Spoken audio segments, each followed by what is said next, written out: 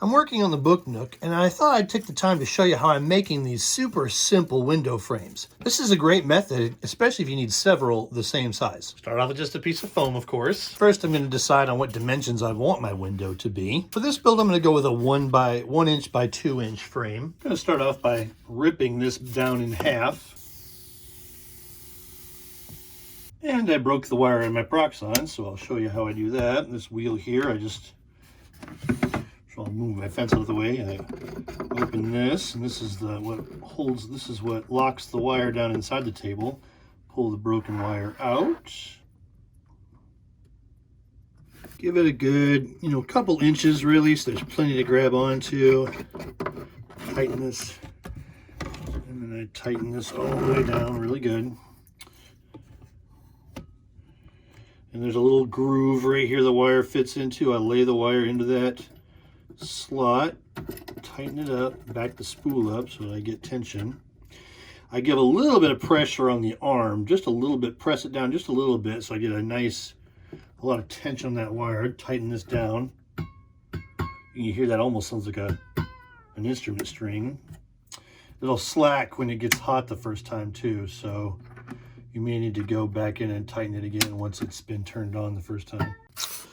Okay, I have this piece of foam that I've cut down to about a 1/4 inch thick. I'm going to cut 4 strips out of this, 2 that are about 1 inch wide and 2 that are about 1 3/4 inches wide, so that I have these pieces here. Next, I'll just take my hot glue gun. I'm going to just build a box, opposite sides equivalent here. I lay it on the table to make sure that seam there, that joint there is flush to the table. Give it a good press, make sure it's firm against the other piece. Wipe off any excess hot glue. I have that. I'll do the narrow piece on the other side here now. And I'll just finish it out with the last piece there. I'll do one side at a time, so first I'll just glue this side on over here. Open that up just enough to get a hot glue bead in there.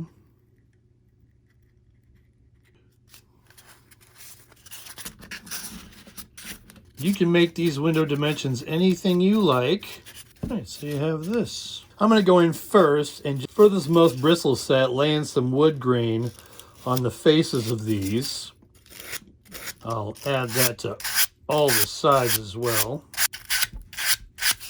So that's all textured, and I've textured one face. I don't need to do the other end. You'll see why. I also like to give them a light sanding just to soften those edges a little bit. For this next step, I would normally go to the peroxide, but I know not everyone out there has that luxury, so I'm just going to use my knife for this. I'm going to just slice this off. I'm going to cut this up like slices of bread. Make sure you have a very sharp blade in your knife. There you have a window frame. Same thing, go in, lay in the wood grain, give the edges a little sanding, slice it off. I'm going roughly 1/4 inch thick on these slices. Make sure you try to keep an even motion all the way down a window frame or a picture frame or whatever kind of frame you need. As I said, for me, I would go to the peroxide for this, and you'll see now how wonderful that can be. Same thing, I'll add my wood grain first. I add it first. It's just easier to add the wood grain before you cut it. It becomes a little less sturdy afterwards. A little sanding, soften those edges, peroxide to the depth that I want. And I can get really thin window frames with this method here. So I could go very thin frames. I even could use that for the border around something, a trap door, a picture frame on a wall, but that's kind of the beauty of the peroxide.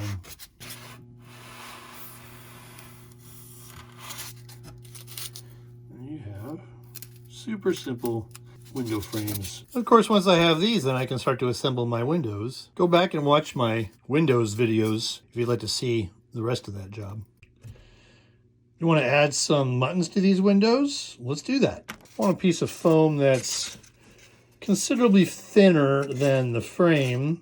Get my interior measure. This is 1 inch. I'll just cut out a 1 inch wide strip here. So I have one of those. Of course, I would paint that piece up to look like wood, but I could stop there. I could just make this a wider window with this single muntin in the middle, like so. I think I'm going to go for 4 panels. I'll take my measurement again. I'm looking at 1/2 inch. The beauty of foam is you can kind of squeeze it in places. It gives a little bit, so it can be pretty close on some things, but not completely accurate. And you can still sort of squeeze it in. Often it's better to go a little too large on things. As you can see, that looks pretty good. I'll get these all painted up and we'll put them back on there, but so far so good. Once I have those all painted and dried, I can just start to glue them in very easily. A little bit of hot glue on the back there. Positioned in the window.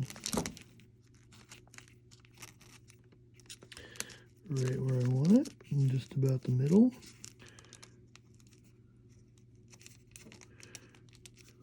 And just like that, you have some very simple little muntins in your windows. For the book nook build, I am going to light this, so I don't want these windows to be exactly see-through. So what I've done is I've just had this old white t-shirt that I have hit with some varying washes. This is just my normal brown wash, but very watered down. I added a little bit of umber to that for this more orange kind of one here.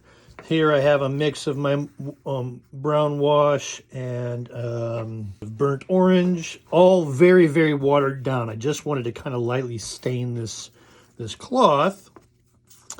And then I'm going to I'll just take my window and I can tack it down anywhere I'd like. Hot glue it right to the cloth.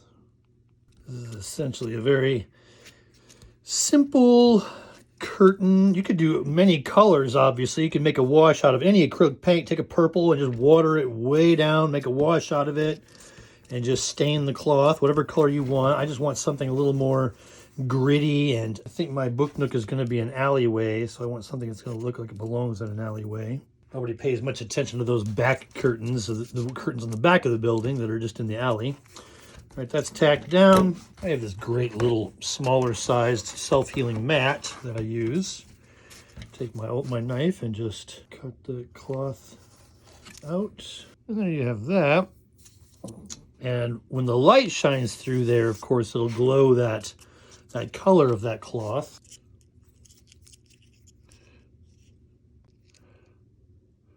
As you can see, I think that's going to have a pretty nice effect. Actually, those lights become sort of indistinct, and it just gives a nice glow of that curtain color that I've used. But there you go. Muntined and curtained windows for your builds.